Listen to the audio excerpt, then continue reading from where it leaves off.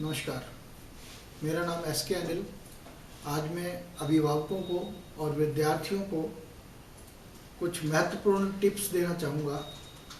आप जब पढ़ाई करते हैं तो पढ़े गए विषय को कैसे याद रखें, कब तक याद रखें, कैसे अपने याददाश्त को सुधारें, उसके बारे में कुछ टिप्स देना चाहूँगा। आप ध्यान से सुनें, अमल करें ताकि परीक्षाओं में, प्रतियोगिताओं में आपको पूरी सफलता मिल सके। कुछ ऐसी क्रियाएं जो हम रोज करते हैं लेकिन हमें मालूम नहीं होता कि उन क्रियाओं का महत्व क्या है, मैं आपको आज बताऊंगा।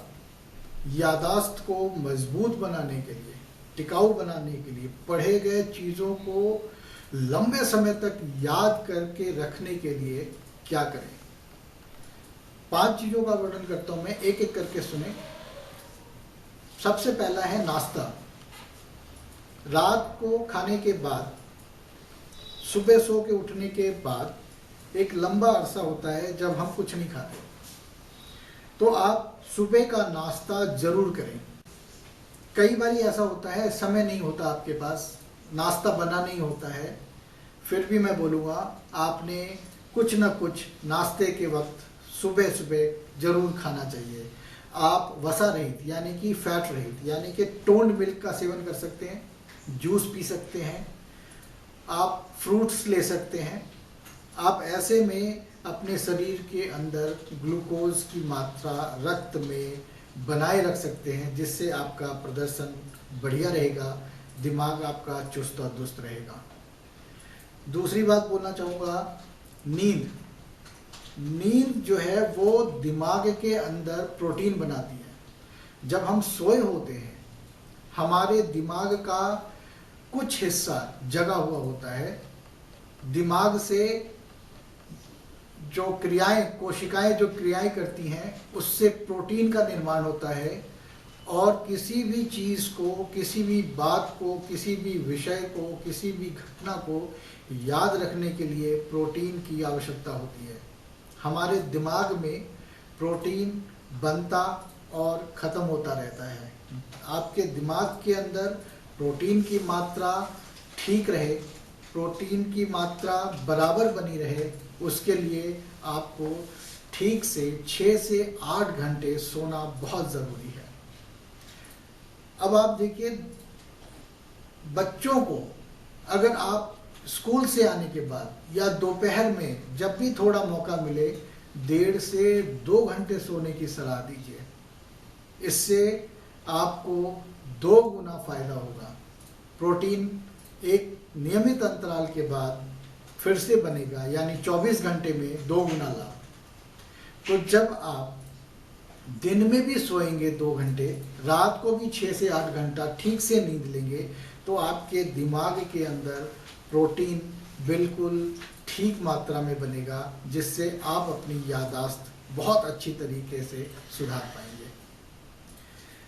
जब आप पढ़ाई करते हैं तो स्ट्रेस के कारण, थकान के कारण, या याद करते करते, पढ़ते पढ़ते दिमाग के अंदर प्रोटीन की मात्रा कम होती है, या जटिल विषयों में आप अपनी पढ़ाई को, जो भी आप पढ़ रहे होते हैं उसको आप ठीक से याद नहीं कर पाते, तो आप जब पढ़ें तो बीच बीच में थोड़े थोड़े अंतराल के बाद आप कॉफ़ी पी सकते हैं, कोई कोल्ड ड्रिंक्स जिसमें सोडा मिला होता है वो पी सकते हैं।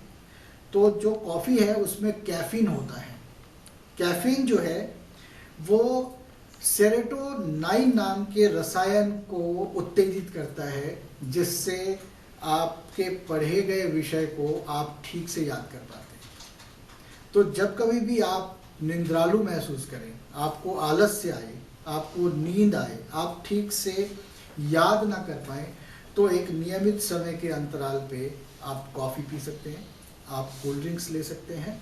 ऐसे आपके जो दिमाग के अंदर जो रसायन है, सेरोटोनिन, ये उस कैफीन की वजह से उत्तेजित होता रहेगा, जिससे आपको याद कर पाने में बहुत सहूलियत होगी, बहुत आसानी से आप याद कर पाएंगे विषय को। दूसरी बात है एकाग्रता। आपने हमेशा देखा होगा आप चाबी रखते हैं और भूल जाते हैं चाबी कहाँ रखा था। आप किसी काम से कमरे में आते हैं, आप भूल जाते हैं अरे काम क्या करना था। इसका मुख्य कारण है आप चले तो जाते हैं कमरे में, आप चाबी तो रख देते हैं, लेकिन आपका दिमाग चाबी के साथ नहीं होता। आप चाबी को जब जहाँ रख रहे हैं उसके आसपास की चीज़ों पे भी ध्यान लगाएं।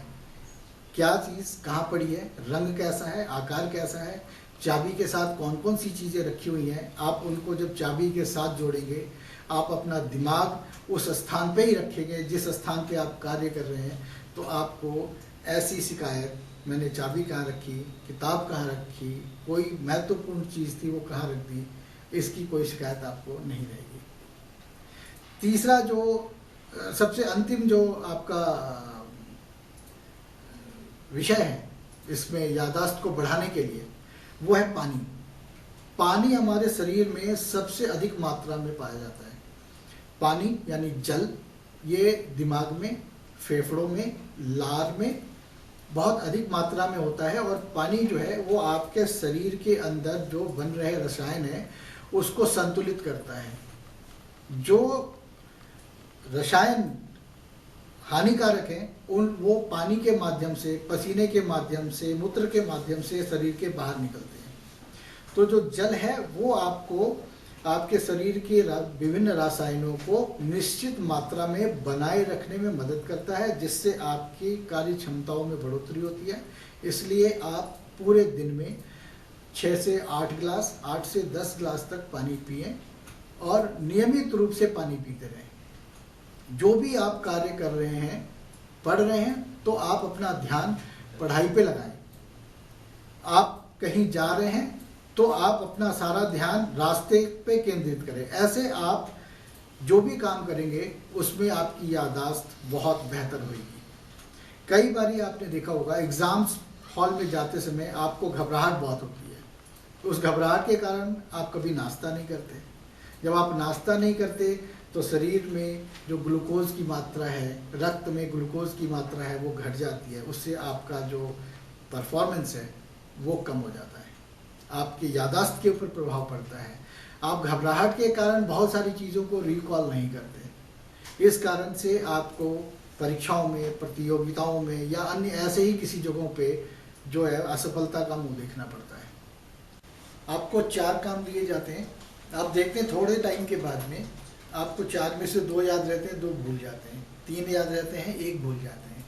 ऐसा इसलिए होता है कि हमारा दिमाग सीखे गए चीज़ों को बहुत लंबे समय तक याद करके नहीं रख सकता। आप अपने मस्तिष्क को उसी हिसाब से ट्रेन कीजिए जो आपके याददाश्त को बढ़ाए। आज मैं बताता हूँ आपको आप कैसे अपने याददाश्त को स्टेबल कर सकते हैं।